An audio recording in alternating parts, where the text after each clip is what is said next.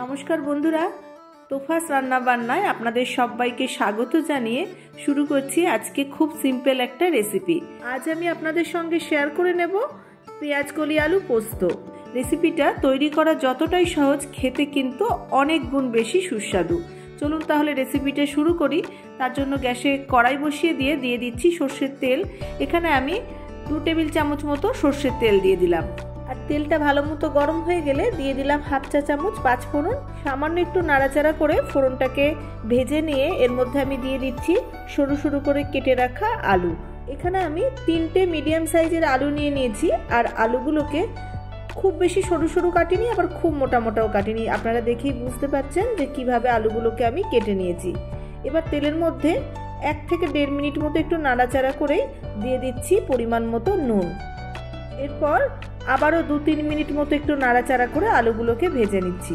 আলুগুলো খুব বেশি ভেজে লাল লাল করব না, হালকা একটু রং ধরতে শুরু করলে এর মধ্যে আমি দিয়ে দিচ্ছি একটা মিডিয়াম সাইজের কেটে রাখা পেঁয়াজ। পেঁয়াজটাকেও আমি খুব বেশি সরু সরু করে কাটিনি, একটু মোটা মোটা রেখে পেঁয়াজগুলোকে কেটে নিয়েছি। পেঁয়াজ দেওয়ার পর আবারও 2 থেকে 3 মিনিট মতো নেড়েচেড়ে ভেজে নেব। আপনারা যদি পেঁয়াজটা না দিতে চান তাহলে শুধু পেঁয়াজ কলি দিয়েও পোস্তটা করতে পারবেন। তবে এভাবে যদি একটা পেঁয়াজের মধ্যে দিয়ে দেওয়া যায় তাহলে স্বাদটা আরো বেশি ভালো হয়। নাড়াচাড়া করতে করতে পেঁয়াজটাও ভেজে নেওয়া হয়ে গেছে। পেঁয়াজ কিন্তু খুব বেশি ভেজে লাল করব না, আবার একদম নরমও করে নেব না। দেখুন ঠিক এই পর্যায়ে যখন পেঁয়াজ ভাজা হয়ে গেছে তখন এর মধ্যে আমি দিয়ে দিচ্ছি কেটে রাখা পেঁয়াজ কলি। আমি এখানে 300 গ্রাম পেঁয়াজ কলি নিয়ে নিয়েছি। আর পেঁয়াজ কলিগুলোকে ছোট ছোট টুকরো করে কেটে ধুয়ে পরিষ্কার করে জল ঝরিয়ে নিয়েছি। জলটা যাতে ভালোভাবে ঝরে যায় সেটা একটু খেয়াল রাখবেন, তা না হলে ভাজতে ভাজতেই পেঁয়াজ কলিগুলো একদম সিদ্ধ হয়ে যাবে, বাকি সময়টুকু রান্না করতে করতে একদম গলে যাবে। হালকা একটু নাড়াচাড়া করে নিয়ে এর মধ্যে সামান্য হলুদ গুঁড়ো দিয়ে দেব। খুব বেশি হলুদ কিন্তু পোস্তয় দেব না। আমি এখানে 1/2 চা চামচের চেয়েও কম হলুদ গুঁড়ো ব্যবহার করব, তবে আপনারা চাইলে 1/2 চা চামচ দিতে পারেন। আর দিয়ে দেব পরিমাণ মতো নুন। পেঁয়াজ কলি পোস্ত রান্না করতে সময় খুব কম লাগে আর খুবই সহজ রেসিপি, কিন্তু এটা এতই সুস্বাদু হয় পুরো ভাতটাই আপনার এটা দিয়ে খাওয়া হয়ে যাবে, আর তেমন কিছুর প্রয়োজনই হবে না। রেসিপিটা ভালো লাগলে একটা লাইক করবেন, সকলের সঙ্গে শেয়ার করবেন, আর নতুন বন্ধু হয়ে থাকলে চ্যানেলটাকে সাবস্ক্রাইব করে আমার পাশে থাকার অনুরোধ রইল, যাতে আরো নতুন নতুন রেসিপি আপনাদের কাছে পৌঁছে দিতে পারি। 3-4 মিনিট মতো পেঁয়াজ কলি ভেজে নিয়েছি। তারপর আমি দিয়ে দিলাম একটা বড় সাইজের কেটে রাখা টমেটো। টমেটোটা দেওয়ার পর আবারও 2 মিনিট মতো নেড়েচেড়ে আমি ভেজে নেব। এই টমেটোটা দিলে সামান্য একটু টক ভাব হয়, খেতে আরো বেশি সুস্বাদু হয়। তবে আপনারা যদি না দিতে চান তো নাও দিতে পারেন।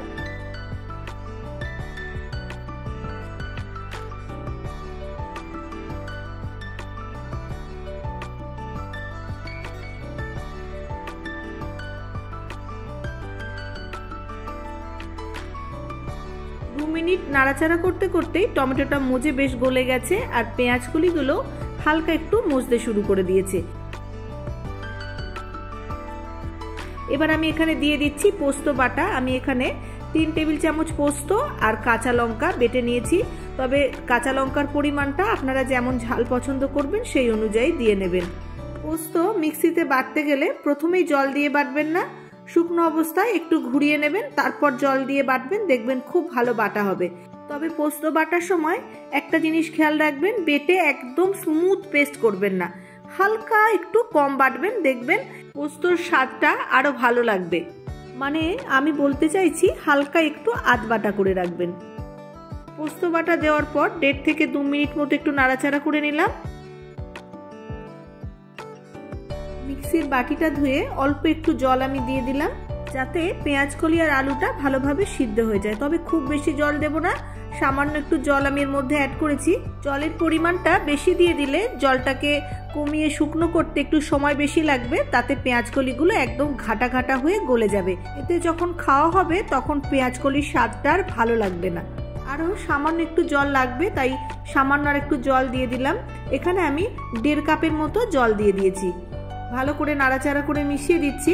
এখন একটু নুনটা ঠিকঠাক আছে কিনা টেস্ট করে একটু দেখে নেবেন, যদি প্রয়োজন হয় তো দিয়ে নেবেন। এবারে আমি একটা ঢাকা দিয়ে দেব, আর গ্যাসের ফ্লেমটাকে লো টু মিডিয়ামে রেখে 4 থেকে 5 মিনিট মতো রান্না হতে দেব। 4-5 মিনিট পর ঢাকাটা খুলছি। এখন নেড়েচেড়ে দেখে নিচ্ছি সবকিছু খুব ভালোভাবে সিদ্ধ হয়ে গেছে আর জলটাও কমে গিয়ে একদম মাখো মাখো হয়ে গেছে।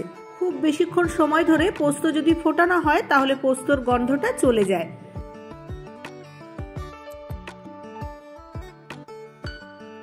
শেষে এর উপর দিয়ে আমি একটু কাঁচা সর্ষের তেল ছড়িয়ে দিচ্ছি।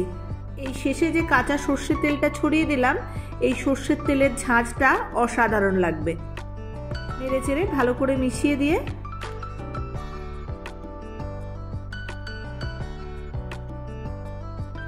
আবারও ঢাকা দিয়ে গ্যাসের ফ্লেমটাকে একদম লোতে করে রেখে 2 মিনিট মতো রেখে দেব। শীতের একদম শুরুতেই বাজারে পেঁয়াজকলি উঠে যায় আর একটু ঠান্ডা পড়লে খুব ভালো ফ্রেশ পেঁয়াজকলি পাওয়া যায়। পেঁয়াজকলি দিয়ে তো আমরা অনেক রকম রেসিপি খাই, তবে এভাবে একবার পোস্ত বানিয়ে খেলে এর স্বাদ ভোলার নয়। পেঁয়াজকলি দেখলেই তখন এভাবে পোস্ত রান্না করতে ইচ্ছা করবে।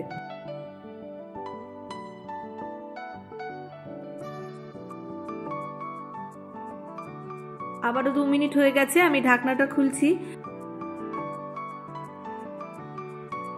আমি এটাকে এর চেয়ে বেশি আর শুকনো করব না, যেহেতু এটা ভাত দিয়ে খাবো। এই পেঁয়াজকলি পোস্ত ভাত দিয়ে তো খেতে অসাধারণ লাগবে, এছাড়া রুটি দিয়েও খেতে কিন্তু খুবই ভালো লাগে।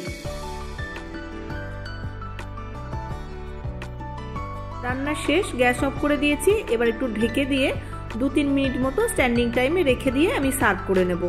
তাহলে বন্ধুরা, আপনারা দেখতেই পেলেন পেঁয়াজকলি আলু পোস্ত কত সহজে বানানো যায়। আপনারা অনেকেই এই রেসিপিটা জানেন, তবু আমি যেভাবে বানালাম একবার এভাবে বানিয়ে গরম ভাতের সাথে খেয়ে দেখবেন। আশা করি আপনাদেরও খুবই ভালো লাগবে। আর ভালো লাগলে আমাকে কমেন্ট করে জানাতে ভুলবেন না। আপনারা সকলে খুব ভালো থাকবেন, সুস্থ থাকবেন আর আনন্দে থাকবেন। দেখা হবে খুব শীঘ্রই নতুন আরো রেসিপি নিয়ে। ধন্যবাদ।